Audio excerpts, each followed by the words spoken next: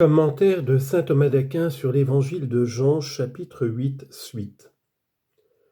Comme donc ils persistaient à l'interroger, Jésus se redressa et leur dit : « Celui d'entre vous qui est sans péché, qu'il lui jette la première pierre. » Devant leur insistance, il prononce ici un jugement. Bien qu'étant eux-mêmes des transgresseurs de la loi, les pharisiens faisaient tout pour accuser le Christ de transgresser lui-même la loi et pour condamner la femme. C'est pourquoi le Christ prononce un jugement en disant que celui d'entre vous qui est sans péché. C'est comme s'il disait que la pécheresse soit condamnée, mais non pas par des pécheurs. Que la loi soit accomplie, mais non par des transgresseurs de la loi. Parce que, comme dit saint Paul, en jugeant un autre, tu te condamnes toi-même. Romains chapitre 2, verset 1. Ou bien laissez aller cette femme, ou bien subissez avec elle la peine prévue par la loi. Ici se pose une question. Celui qui juge en étant lui-même en état de péché, pêche-t-il en portant un jugement contre une autre personne qui se trouve coupable du même péché ? Il est manifeste que le juge pêche en scandalisant s'il prononce un jugement tout en étant publiquement en état de péché, et cela semble également être le cas s'il est secrètement en état de péché. Comme dit saint Paul, « Du fait même que tu juges un autre, tu te condamnes toi-même. » Romains chapitre 2, verset 1. Or il est évident que personne ne se condamne soi-même si ce n'est en péchant. Il semble donc que l'on pêche en jugeant un autre. Il convient ici de faire une double distinction. En effet, ou bien celui qui juge persévère dans sa volonté de pécher, ou bien il se repent d'avoir péché.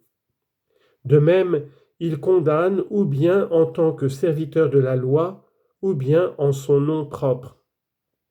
Certes, s'il se repent d'avoir péché, le péché n'est déjà plus en lui, et ainsi il peut énoncer un jugement sans commettre aucun péché. Par contre, s'il a toujours la volonté de pécher, ou bien il prononce un jugement en tant que serviteur de la loi, et alors il ne pêche pas du fait qu'il rend ce jugement, cependant, il pêche du fait qu'il commet des actions pour lesquelles il mérite de subir la même peine que celle qu'il inflige.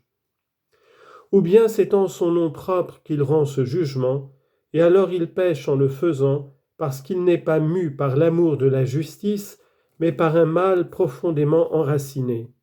Autrement, il punirait d'abord en lui ce qu'il blâme chez les autres. Comme le dit le livre des Proverbes, le juste est le premier à s'accuser lui-même. Chapitre 18, verset 17. Et de nouveau se baissant, il écrivait sur la terre. Il continue à écrire d'abord pour montrer la sûreté de son jugement. Comme dit le livre des Nombres, Dieu n'est pas homme pour mentir, ni fils d'homme pour changer. Chapitre 23, verset 19. Ensuite, pour montrer qu'il n'était pas digne de son regard, alors qu'il les avait frappés avec zèle pour la justice, il ne jugea pas convenable de leur prêter attention, mais détourna d'eux son regard. Enfin, par égard pour la honte qu'ils éprouvaient, en laissant ainsi la libre possibilité de s'en aller.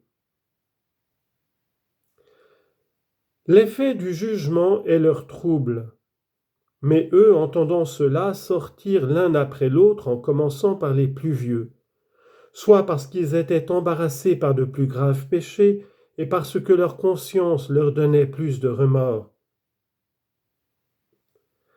Comme il est écrit au livre du prophète Daniel, « L'iniquité est sortie des anciens d'Israël, des juges qui passaient pour gouverner le peuple. » Chapitre 13, verset 5.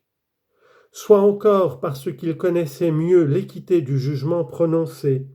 Comme dit le prophète Jérémie, « J'irai donc faire les grands et je leur parlerai, car ils connaissent, eux, le chemin du Seigneur et le jugement de Dieu. » Psaume 13, verset 1.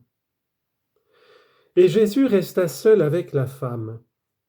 C'est la miséricorde avec la misère. Il resta seul parce que seul il était sans péché.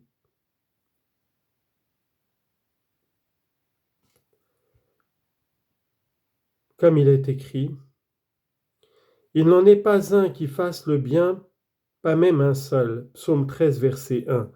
Et précédemment, Jérémie chapitre 5, verset 5. Pas un seul, sauf le Christ. Et c'est pourquoi la femme fut sans doute terrorisée et croyait qu'il allait la condamner. Mais s'il resta seul, comment l'évangéliste peut-il dire au milieu ? Il faut dire que la femme se tenait au milieu des disciples et ainsi seule exclut les étrangers, non les disciples. Ou bien au milieu signifie qu'elle était dans le doute, ne sachant pas si elle serait pardonnée ou condamnée. Ainsi donc, il est manifeste que le Seigneur, en répondant, respecta la justice.